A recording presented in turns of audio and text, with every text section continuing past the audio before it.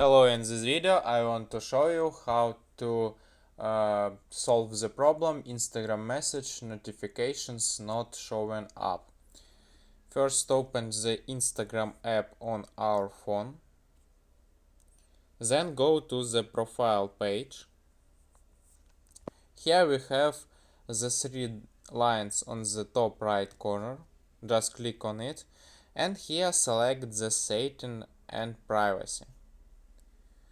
Then go to the notifications.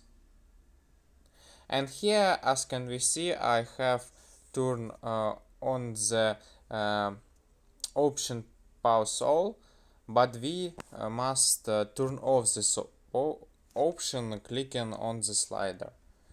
And then go to the message, and I have the message request and other off, but click on the on. And do it for other option here. Click on the on.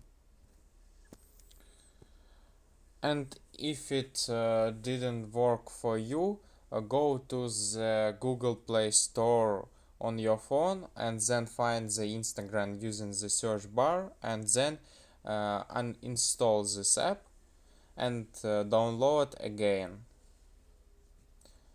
And it solved your problem on your phone.